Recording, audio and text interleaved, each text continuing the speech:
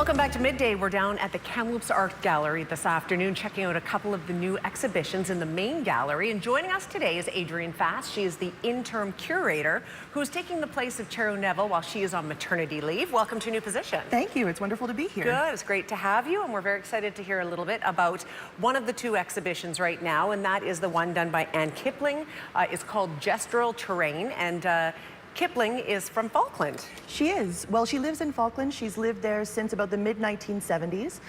She was born in Victoria. She's lived all over BC, North Vancouver, Richmond, here in Falkland. She's really a BC artist and one of the most important British Columbia artists of the last 50 or so years. Fantastic. And now she's got all this beautiful artwork out here in the hallway, beautiful pictures, quite abstract. Tell me a little bit about them. Sure. So Kipling's career has been really dedicated to drawing as a medium. And she has for 60 years been very devoted to that medium. And so she has a massive body of work, and we are very lucky to have a collection of about 350 of her works in our permanent collection. We are the largest collection of Kipling's work in public hands. So the selection that we see here are examples of her portraiture, her animal studies, and her landscapes.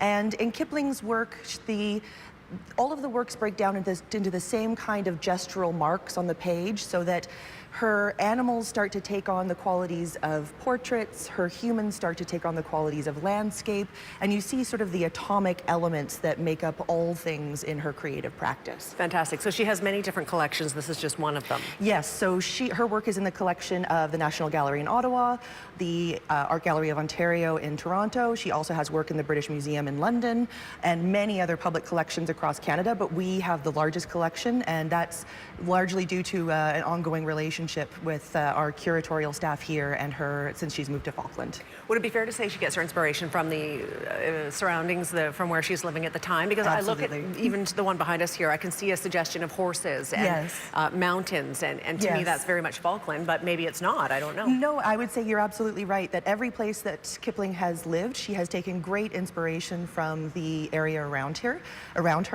And interestingly, each of Kipling's drawings she does in one single marathon drawing session. She doesn't stop. She doesn't stop, wow. And she doesn't pick up the work and add to it later. So it might take 2 to 5 to 7 hours for her sitting very still, very silent, doing her drawing at once, and then it's complete. But when you look at Kipling's drawings, it's not a snapshot of the way the object looked at that time.